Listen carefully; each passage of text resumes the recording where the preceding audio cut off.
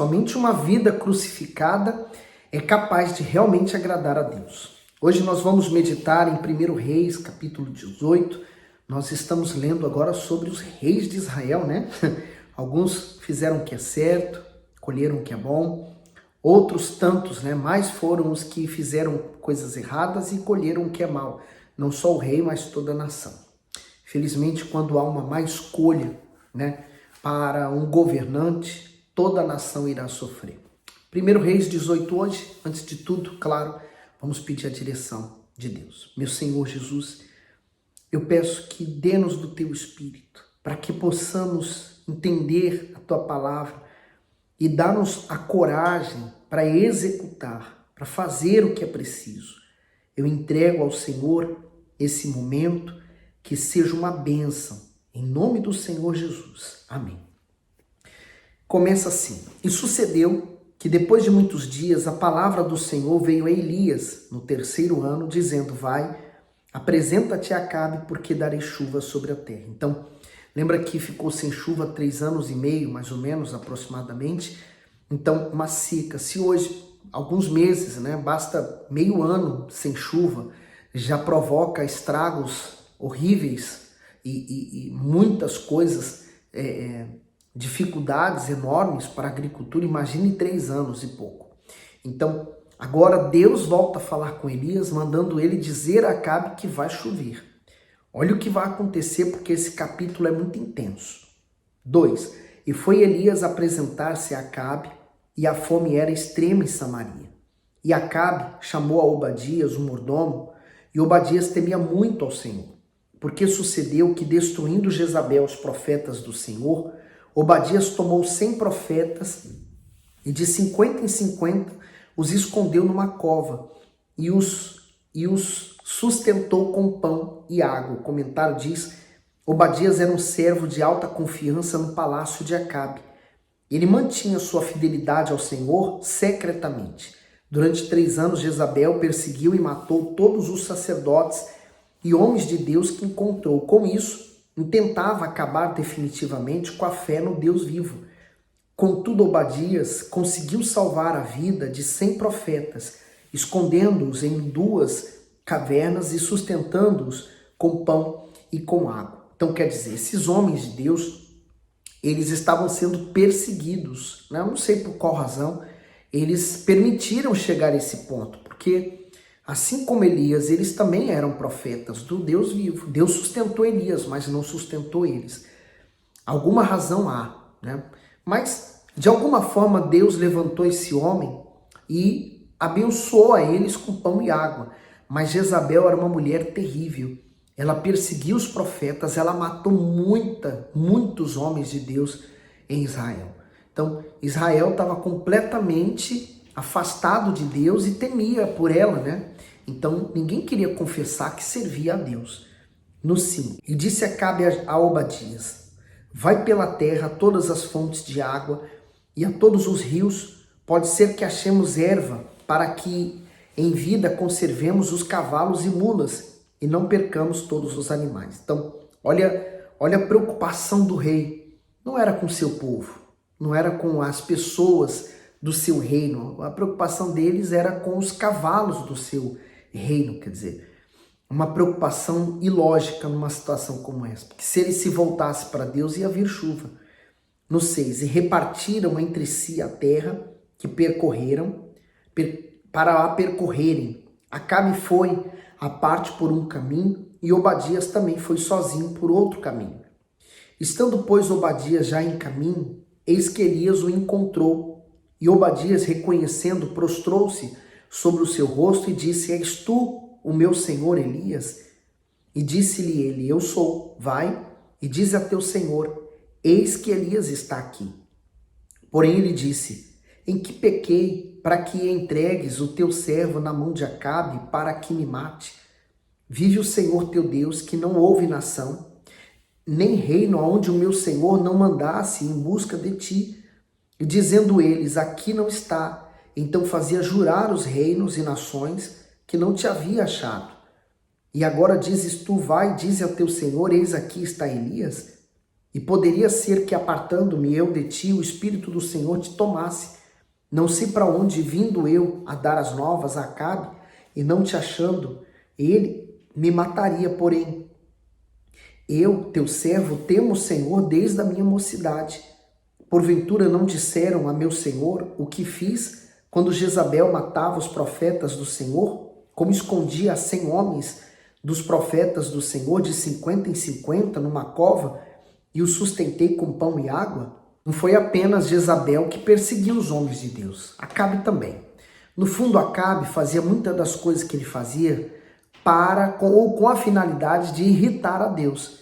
Então, ele estava temendo agora pela vida de Elias, né? Mas Elias estava na fé. Quem está na fé não tem medo. Ele vai, enfrenta o que tiver que enfrentar. Mas quando há medo, é porque a fé não está funcionando. Então ele diz no 14, e agora dizes tu, vai, dize a teu Senhor, eis aqui Elias está, ele me mataria. E disse Elias, vive o Senhor dos exércitos, perante cuja face estou, que deveras hoje me apresentarei a ele.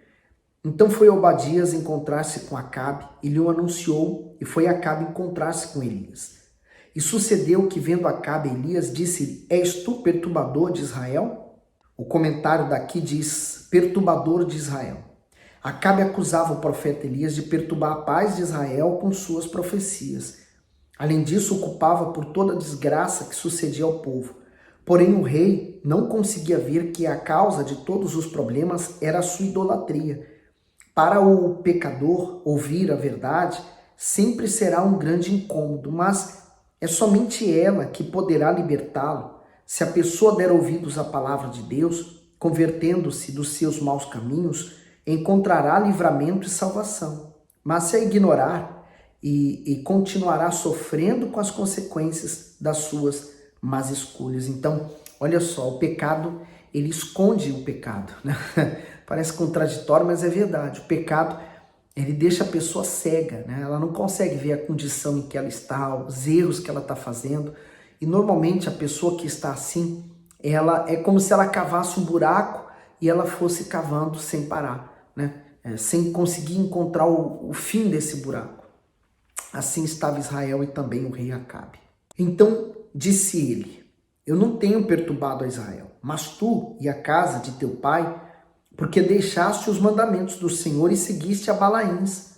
Agora, pois, manda reunir-se a mim todo Israel no Monte Carmelo, como também os 450 profetas de Baal e os 400 profetas de Aserá, que comem da mesa de Jezabel. O comentário diz, Elias falava com intrepidez e coragem, porque não era comprometido com a corrupção promovida pelo rei.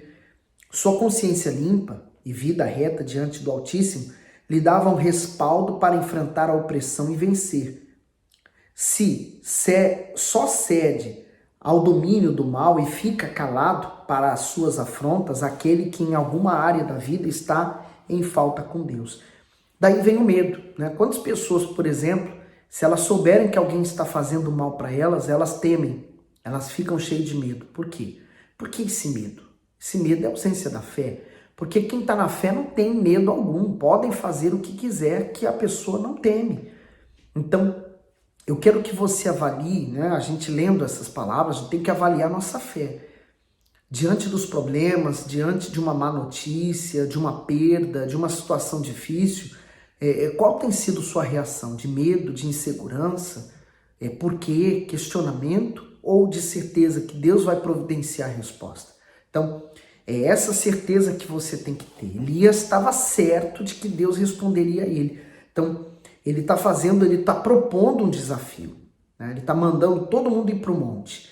O monte era normalmente o lugar que a pessoa, digamos, está mais perto de Deus, porque era o lugar mais alto. Então, eles iam ao monte, porque ali configurava a proximidade de Deus.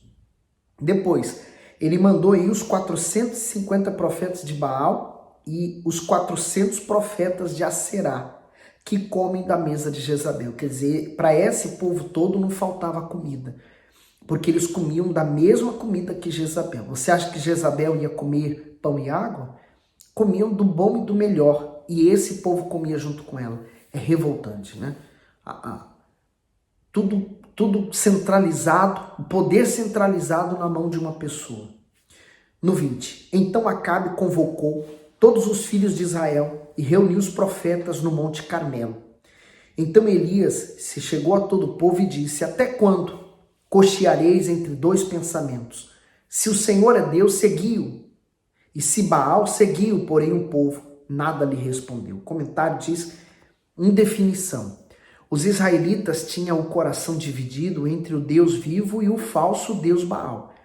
Eles cocheavam na fé, como se estivessem aleijados espiritualmente, isto é, eles saltavam de um lado para o outro e não decidiam a quem seguir. Da mesma forma, muitas pessoas têm vivido indefinidas dentro das igrejas.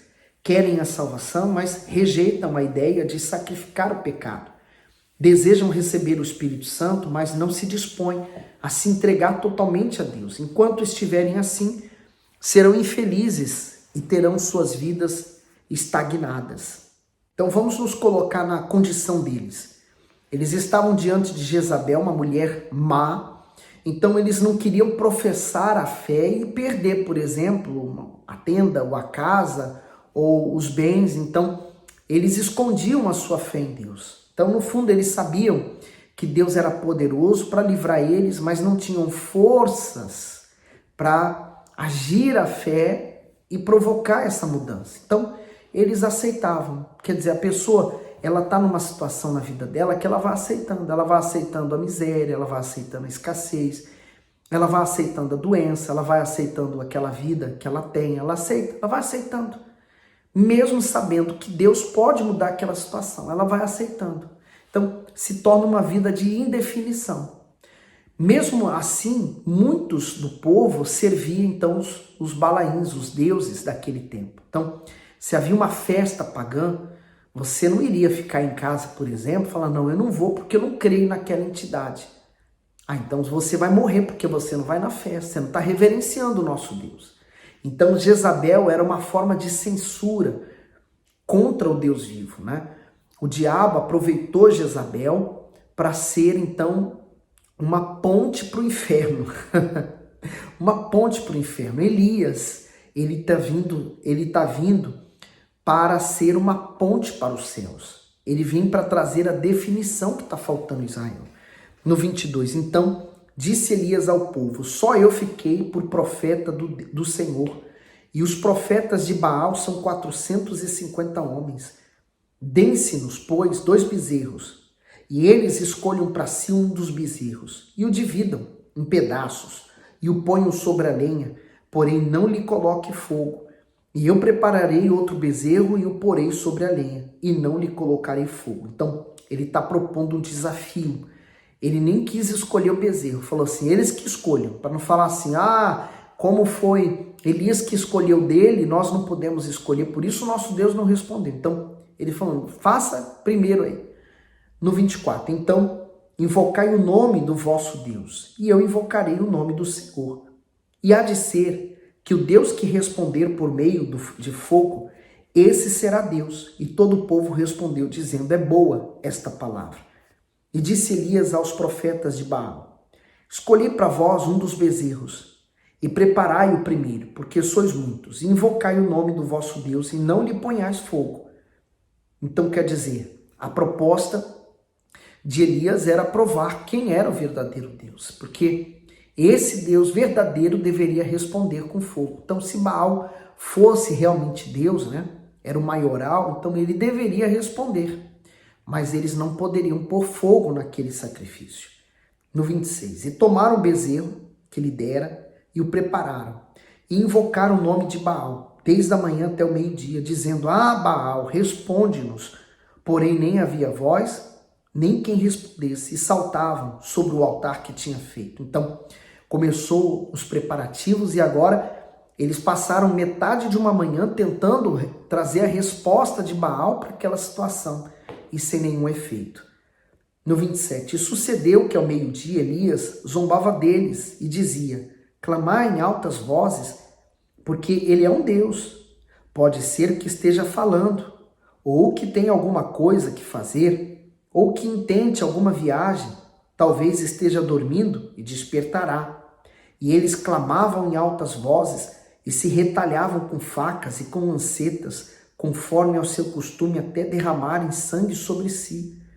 E sucedeu que, passando ao meio-dia, profetizaram eles até a hora de se oferecer o sacrifício da tarde. Porém não houve voz, nem resposta, nem atenção alguma. Então, esse horário aqui é da partir das 3 horas da tarde até por volta das 6 horas. Então você imagina, eles passaram uma manhã inteira pedindo a Baal e agora se retalhavam, quer dizer, derramavam seu próprio sangue para Baal e nenhuma resposta. Então você imagina que eles deveriam estar extremamente esgotados. E só lembrando, eles eram 450 profetas de Baal, mais aqueles 400 e tal de Aserá. E ali sozinho estava então Elias. Olha só. Então Elias disse a todo o povo: chegai-vos a mim. E todo o povo se chegou a ele. E restaurou o altar do Senhor que estava quebrado. Isso aqui é importante. Então a primeira atitude é a restauração do altar. Quer dizer, ter uma vida, uma comunhão com Deus. Se o altar para Deus estava destruído, então também a comunhão com Deus estava destruída. Isso responde porque o povo tinha tanto medo de Jezabel. Isso responde porque Jezabel vinha vencendo e prevalecendo sobre aquele povo. Então, olha o 31. E Elias tomou 12 pedras conforme ao número das tribos dos filhos de Jacó, o qual veio a palavra do Senhor dizendo: Israel será o seu nome. Comentário do 30 e 31. Restaurar o altar. Elias tomou 12 pedras, representando as tribos de Israel, e com elas edificou o altar que estava destruído. Ao unir aquelas pedras, o profeta quis mostrar que o Senhor desejava continuar sendo o Deus de Israel. Restaurar o altar de Deus significava voltar-se para ele com todas as forças. Antes de oferecer os sacrifícios para obter o fogo do céu como resposta, era preciso eliminar a incredulidade, os maus sentimentos e todo o pecado que separava o povo do Altíssimo. 32. E com aquelas pedras edificou o altar em nome do Senhor. Depois fez um rego em redor do altar, segundo a largura de 2 medidas de semente. Então armou a lenha, dividiu o bezerro em pedaços e o pôs sobre a lenha. E disse: enchei de água 4 cântaros e derramai-a sobre o holocausto e sobre a lenha. E disse: fazei-o segunda vez. E o fizeram segunda vez. Disse ainda: fazei-o terceira vez. E fizeram terceira vez. Então, ele mandou jogar água, né? Como é que o fogo vai pegar numa lenha, num sacrifício, no meio daquela água toda, né? Ele encharcou o sacrifício de água. Então, ele dificultou ainda mais a resposta, né? Ele queria deixar bem frisado quem iria responder no caso quando ele clamasse. Então, a água também, é só nós lembrarmos, a água também era um elemento muito escasso.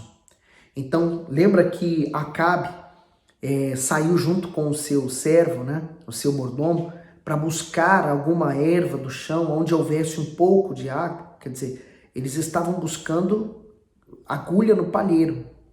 Então era difícil, mas lá eles trouxeram a água, lá eles derramaram a água. No 35, de maneira que a água corria ao redor do altar, até o rego, ele encheu de água. E sucedeu que no momento de ser oferecido o sacrifício da tarde, o profeta Elias se aproximou e disse: ó Senhor, Deus de Abraão, de Isaque e de Israel, manifeste-se hoje que tu és Deus em Israel e que eu sou teu servo e que, conforme a tua palavra, fiz todas essas coisas. Responde-me, Senhor, responde-me, para que este povo conheça que tu és o Senhor Deus, que tu fizeste voltar o seu coração. Que oração, né? Pequena, objetiva, mas com muito poder e fé. Olha o comentário do bispo do 37. O objetivo do confronto proposto por Elias era revelar o verdadeiro Deus de Israel e fazer com que o povo se voltasse exclusivamente para ele.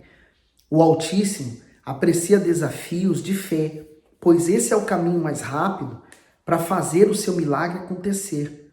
Quando há ação da fé, ele responde e glorifica o seu nome. Aquele que crê no Senhor, Deus, nunca será envergonhado, e as afrontas desse mundo jamais o abaterão, porque sabe em quem confia. É verdade. Essa é a confiança que Deus quer que você tenha ao entrar na presença dele. Essa é a confiança que Deus quer que você possua ao clamar por ele. Então, quando nós restauramos o altar e nos voltamos para Deus, é exatamente isso que acontece. Nós estamos nos voltando a Deus. Nós estamos tendo liberdade perante Deus. O 38. Então, caiu o fogo do Senhor e consumiu o holocausto e a lenha e as pedras e o pó, e ainda lambeu a água que estava no rego. O comentário diz: era um duelo entre Elias e os 450 profetas de Baal. O Deus que respondesse com fogo seria atestado como verdadeiro. Elias sabia que não haveria manifestação divina sem sacrifício. Por isso preparou o altar de pedras e pôs sobre ela a lenha e a sua oferta sacrificial. Lançou também o pó e cerca de 150 litros de água, a ponto de ela escorrer de cima do animal para os arredores do altar. Elias fez isso não para deixar margens para a dúvida quanto à resposta do Altíssimo viesse. Seu clamor foi rápido e simples. Imediatamente, um fogo sobrenatural desceu do céu, consumindo tudo. Essa foi a forma que o Senhor usou para mostrar que ele é o único e que havia aceitado aquela prova. Então, aqui na nossa cabecinha, todo mundo, vendo essa resposta, deveria fazer o quê? Então, crer em Deus, seguir a Deus, pegar firme e falar: vamos eliminar Jezabel do caminho. Vamos ver se isso vai acontecer, né? No 39.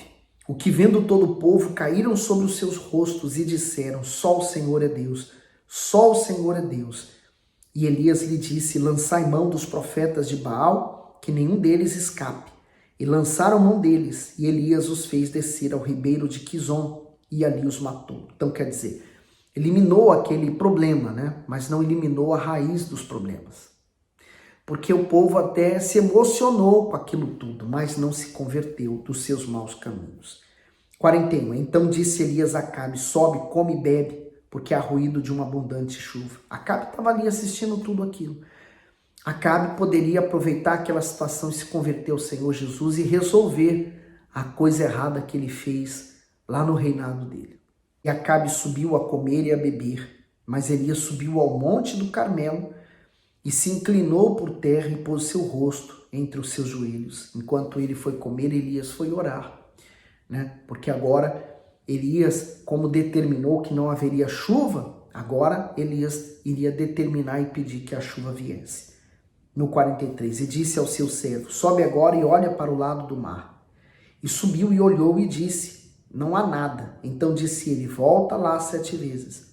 E sucedeu que a 7ª vez disse: eis aqui uma pequena nuvem como a mão de um homem, subindo do mar. Então disse ele: sobe e dize a Acabe: aparelha o teu carro e desce para que a chuva não te impeça.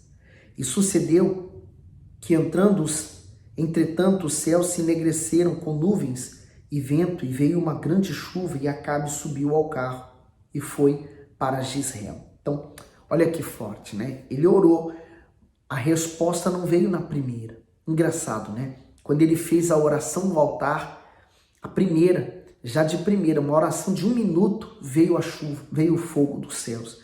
Mas aqui ele precisou orar mais vezes. É isso que traz a resposta. Quando você está certo, quando o seu sacrifício é total, a sua entrega é completa, a resposta. Quando você faz apenas parte de um sacrifício e você esconde a outra parte, como que Deus pode responder? Eu não estou falando que Elias aqui na oração pedindo chuva, ele deixou de sacrificar, não é isso. Mas eu quero mostrar para você a força de um sacrifício, né?